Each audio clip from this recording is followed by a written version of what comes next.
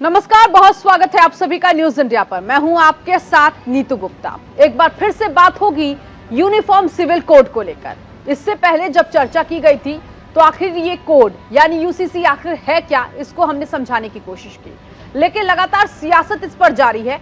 आज इस पर कुछ खास बातें क्योंकि मीटिंग की गई, ये अब हम आपको समझाएंगे। समान नागरिक संहिता पर सियासी शोर बढ़ता जा रहा है। क्या देश वाकई यूनिफॉर्म सिविल कोड यानी यूसीसी की तरफ बढ़ रहा है?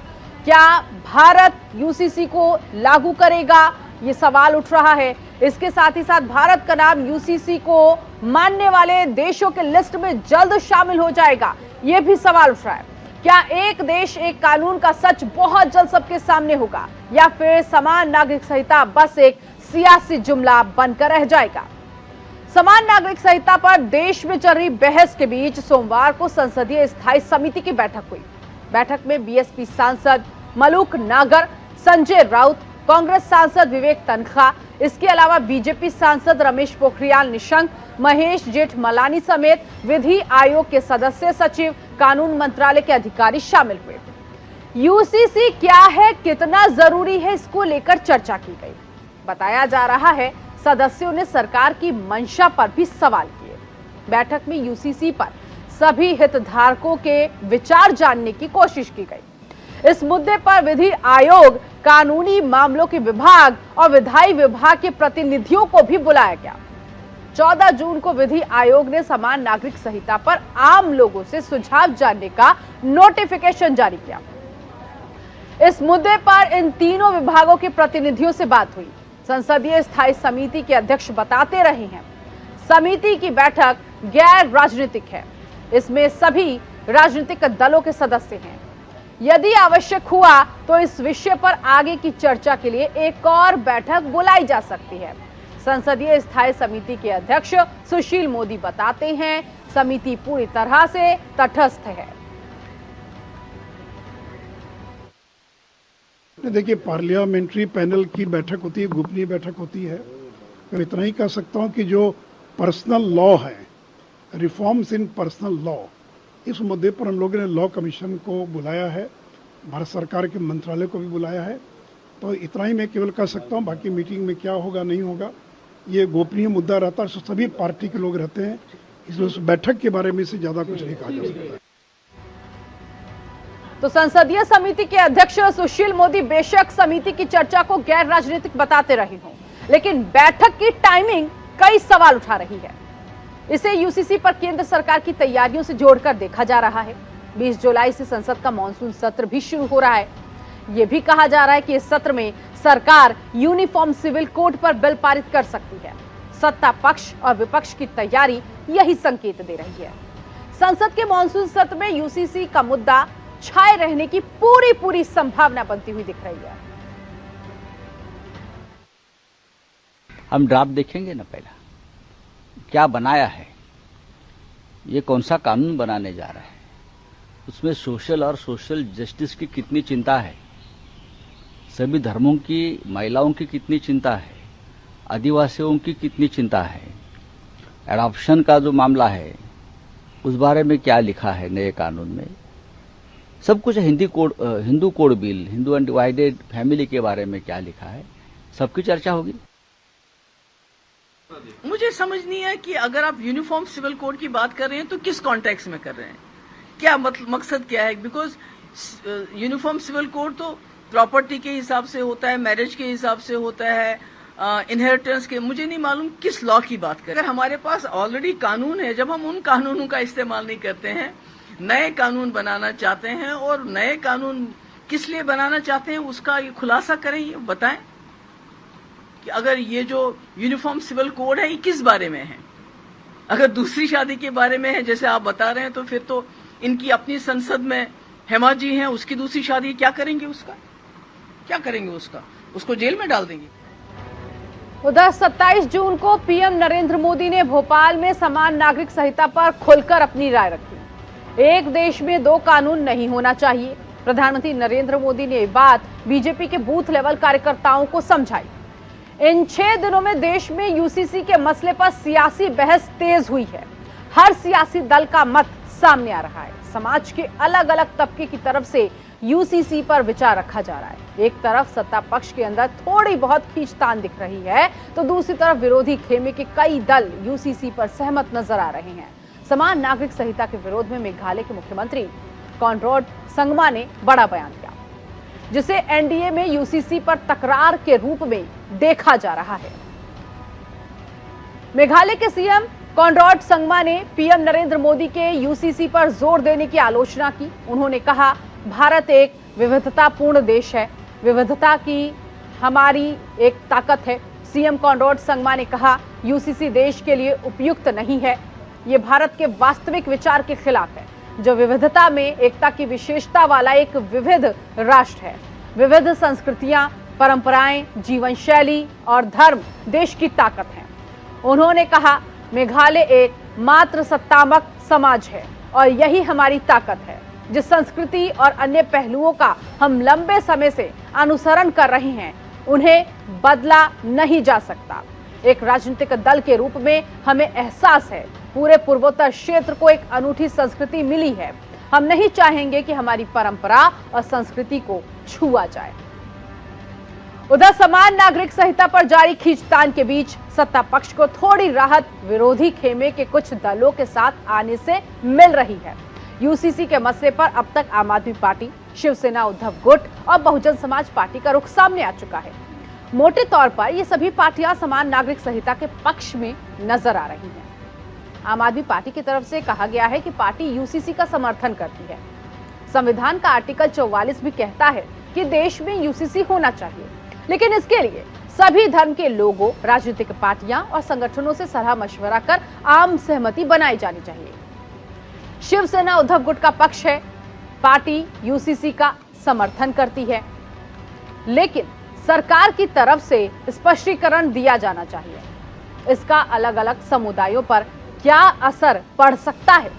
इसके साथ ही ये भी कहा गया, यूसीसी पर अब चर्चा शुरू करने के पीछे केंद्र सरकार का मकसद पाक साफ नहीं है। बहुजन समाज पार्टी सुप्रीमो मायावती ने भी यूसीसी का समर्थन किया। उन्होंने कहा, उनकी पार्टी समान नागरिक संहिता के विरोध में नहीं है, मगर संविधान इसे थोपने का समर्थन नहीं करता। यूसीसी लागू करने के बीजेपी मॉडल पर बीएसपी असहमत दिखी। बीजेपी यूसीसी के जरिए संकीर्ण मानसिकता की राजनीति करने की कोशिश कर रही है। उधर केरल के राज्यपाल आरिफ मोहम्मद खान लगातार इस मसले पर मुखर हैं। समान नागरिकता संहिता को लेकर जारी बहस में खुलकर अपनी बात रख रहे हैं। यूसीसी पर आशंकाओं को खारिज करते हुए वो कहते हैं, यूसीसी किसी के धर्म को टारगेट नहीं करता है, बल्कि ये देश के सभी नागरिकों के लिए समान कानूनों की बात करता है। जैसे इस देश में हिंदू कोड बिल पिछले 70 सालों से लागू है, जो समान रूप से हिंदू, सिख, बौद्ध और जैनों पर लागू है। लेकिन वहां आज तक कोई विवाद नहीं हुआ, क्योंकि ये किसी के निजी व्यवहार को टारगेट नहीं करता।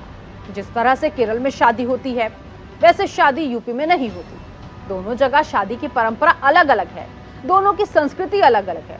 बावजूद इसके ये कानून दोनों को प्रभावित नहीं करता है। कोई भी कानून आपकी संस्कृति, रीति रिवाज, अनुष्ठान और प्रथा को टारगेट कर ही नहीं सकता।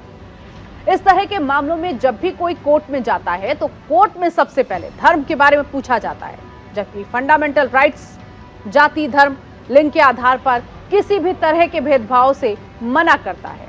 ये बड़ा विरोधाभास है। When anybody goes to the court the first inquiry which court makes is what? Which religion you subscribe to.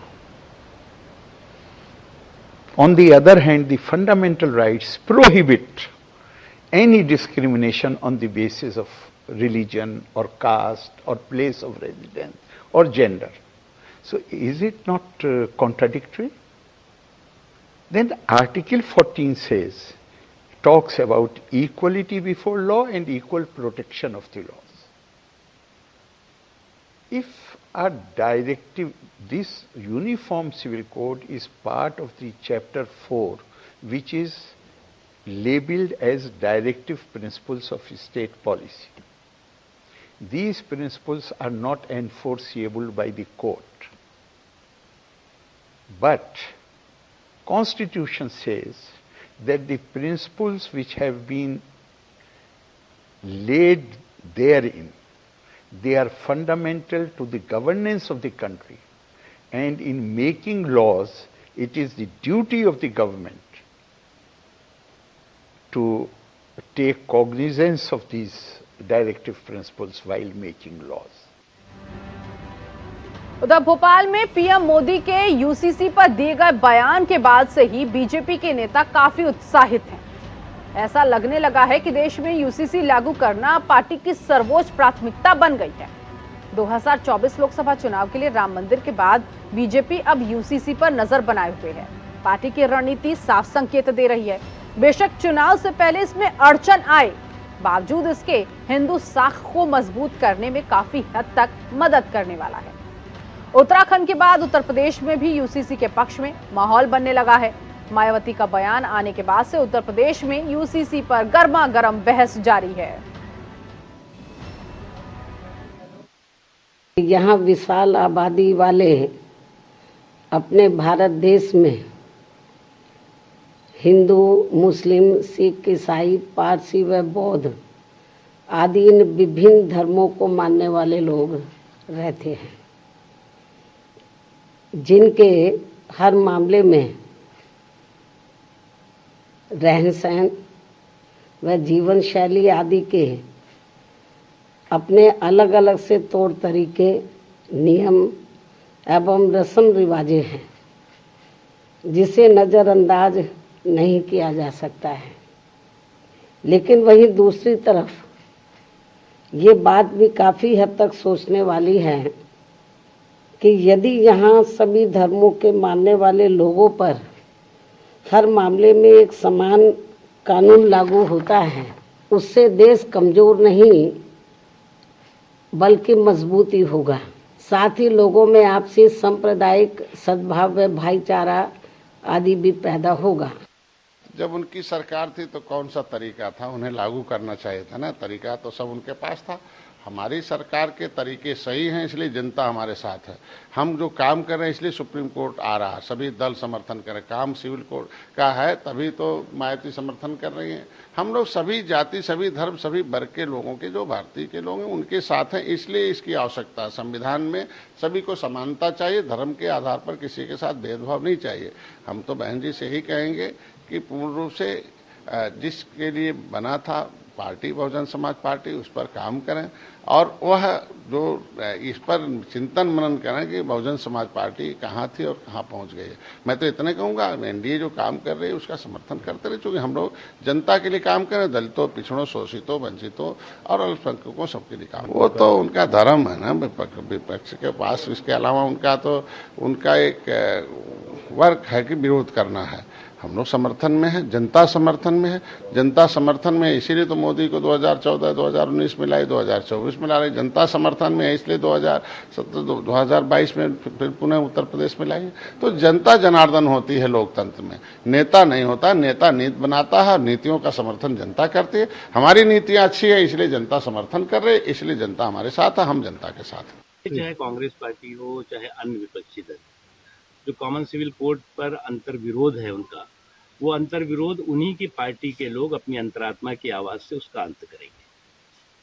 क्योंकि कॉमन सिविल कोड किसी धर्म, किसी जाति, किसी व्यक्ति के धार्मिक आस्थाओं और अधिकारों पर का हनन नहीं है, बल्कि मानवीय मूल्यों और संवैधानिक स्वतंत्रता को जो है वो सशक्त करने वाला है। ये समावेशी सुधार है। इस पर अगर सांप्रदायिक वार करेंगे तो उनका बंटाधार होगा। आज जो है वो देश में इसकी ज़रूरत महसूस की जा रही है और मुझे इस बात की खुशी है कि इस पर एक बहुत ही पॉजिटिव, कंस्ट्रक्टिव डिबेट, डिस्कशन हो रहा है जो डिसीजन की तरफ आगे बढ़ रहा है। क्योंकि इन 70 सालों में कुछ कम्युनल कारीगरों की क्रिमिनल करतूत के चलते कारागार में बंद कॉमन सिविल कोड आज रिहा होने के रास्ते पे पहुंच रहा है। किसी भी तरह का यूसीसी के संबंध में हम भी उसके पक्ष में हैं, लेकिन देश में तमाम अलग अलग धर्म हैं और इस संबंध में अलग अलग धर्म गुरुओं को, धर्माचार्यों को, जो अलग जैसे अनुसूचित जनजाति के लोग हैं उनके लिए अलग कानून है, तो उनके भी जो नेतृत्व करने वाले लोग हैं इन सबको बैठा करके एक मत होकर के, एक राय करके इसको लागू किया जाए, ताकि देश में कोई किसी बात का विरोध न हो। अब जैसे इस बात को भारत के ही राज्य है गोवा में लागू है। आपके दुनिया के कई देश हैं, चाहे बांग्लादेश हो, अमेरिका हो, पाकिस्तान हो, वहां लागू है कई देशों में। तो इसको यहाँ सबसे राय मशविरा करके, विचार विमर्श करके कि भाई क्या क्या दिक्कतें हैं उसको जो है सामने लाया जाए। उधर समान नागरिक संहिता पर उत्तर प्रदेश के अल्पसंख्यक कल्याण राज्य मंत्री दानिश आजाद अंसारी का भी बयान सामने आया। उन्होंने all India Muslim personal law board और दूसरे मुस्लिम संगठनों के विरोध को लेकर कहा, सरकार की जवाबदेही मुस्लिम समाज के प्रति है, किसी संगठन के प्रति नहीं। यूसीसी किसी धर्म या जाति को निशाना बनाने के लिए नहीं है। मोदी सरकार पर मुसलमानों को पूरा भरोसा है। मुस्लिम समाज को गुमराह कर अपनी राजनीतिक रोटियां सेकने वाले चंद लोगों के दिन अब खत्म हो गए हैं। समान नागरिक संहिता, सबका साथ, सबका विकास और सबका विश्वास के साथ हमारे नारे को चरितार्थ करने वाली है। एक तरफ यूसीसी पर यूपी बीजेपी ने अपनी जोर आजमाइश तेज कर दी है। बीएसपी सुप्रीमो के तेवर नरम नजर आ रही हैं, तो वहीं दूसरी तरफ समाजवादी पार्टी इसके पुरजोर विरोध में जुटी हुई है। सपा अध्यक्ष अखिलेश यादव इसे मूल मुद्दों से ध्यान भटकाने की एक कोशिश बताते हैं। यूसीसी भारतीय जनता पार्टी ये जानती है कि बेरोजगारी के नाम पर जो धोखा दिया है इन्होंने नौजवानों को, आज रोजगार नहीं है, नौकरी नहीं है, कारखाने नहीं लगे, और जो महंगाई की चरम सीमा पर पहुंच गई, महंगाई का आखिरकार मुनाफा किसके पास जा रहा है? मुनाफा महंगाई की वजह से किसकी जेब में जा रहा है? किसकी जेब भरी जा रही हैं? और अब तो वो आंकड़े भी बाहर आ रहे हैं कि उधार लेकर के अपनी अर्थव्यवस्था को संभाल लें। और वही लोग जो भ्रष्टाचार की बात करते थे, जब कभी भी कोई भी आकलन करेगा नोटबंदी और 2000 रुपए की बंदी सबसे बड़ा भ्रष्टाचार का एक प्लान्ड प्रोग्राम होगा। इन सब के जवाब भारतीय जनता पार्टी के पास नहीं है, इसलिए यूसीसी की बात कर रहे हैं। तो अखिलेश यादव को आपने सुना। यूसीसी पर जिस तरह से देश की राजनीति गरमाई हुई है, संकेत साफ है, इस बार यूसीसी के मुद्दे पर बीजेपी कोई बड़ा दांव चलने जा रही है। सरकार की ओर से गठित 22वें विधि आयोग ने यूसीसी पर आम जनता और धार्मिक संस्थाओं से राय मांगने का काम शुरू कर दिया है। कर्नाटक हाईकोर्ट के पूर्व चीफ जस्टिस ऋतुराज अवस्थी की अगुवाई वाले विधि आयोग ने समान नागरिक संहिता के लिए दोबारा राय मांगने का फैसला किया। आयोग ने सार्वजनिक और धार्मिक संगठनों से इस मुद्दे पर 14 जुलाई तक अपनी राय देने को कहा है। इससे पहले विधि आयोग 2 बार ऐसा कर चुका है। 21वें विधि आयोग ने यूसीसी पर लोगों और हितधारकों से 7 अक्टूबर 2016 को राय मांगी थी। फिर 19 मार्च 2018 और 27 मार्च 2018 को राय मांगी गई। इसके बाद 31 अगस्त 2018 को विधि आयोग ने फैमिली लॉ के सुधार के लिए सिफारिश की थी, जिसमें पिछले साल दिसंबर में तत्कालीन कानून मंत्री किरण रिजिजू ने राज्यसभा में कहा था, समान नागरिक संहिता को सुरक्षित करने के प्रयास से राज्यों को उत्तराधिकार, विवाह और तलाक जैसे मुद्दों को तय करने वाले व्यक्तिगत कानून बनाने का अधिकार दिया गया है। केंद्र सरकार ने शीर्ष कोर्ट में दायर अपने एक हलफनामे में कहा था कि देश के सभी नागरिकों के लिए समान नागरिक संहिता लागू करना सरकार का दायित्व है। सरकार ने इसके लिए संविधान के 4थे भाग में मौजूद राज्य के नीति निर्देशक तत्वों का ब्यौरा दिया। बीजेपी की विचारधारा से जुड़े राम मंदिर और अनुच्छेद 370 की राह में कई कानूनी अड़चनें थी, मगर समान नागरिक संहिता मामले में ऐसा नहीं है। सुप्रीम कोर्ट से लेकर कई राज्यों के हाई कोर्ट ने कई बार इसकी जरूरत बताई है। सुप्रीम कोर्ट ने उत्तराखंड सरकार के खिलाफ दायर याचिका खारिज कर दी थी। उत्तराखंड सरकार को जस्टिस रंजना देसाई की अध्यक्षता में गठित कमेटी की रिपोर्ट सौंपी जा चुकी है। उत्तराखंड की तर्ज पर गुजरात और मध्य प्रदेश सरकार ने भी समान नागरिक संहिता लागू करने का वादा किया है। समान नागरिक संहिता कानून पर गुजरात कैबिनेट मुहर भी लगा चुकी है। समान नागरिक संहिता पर अभी तक बीजेपी की रणनीति यही रही, पहले कुछ राज्य से लागू करे, बाद में पूरे देश में लागू किया जाए। लेकिन अब हालात बदलते दिख रहे हैं। प्रधानमंत्री नरेंद्र मोदी के यूसीसी वाले बयान के बाद केंद्रीय मंत्री भी खुलकर इस पर बयान देने लगे हैं।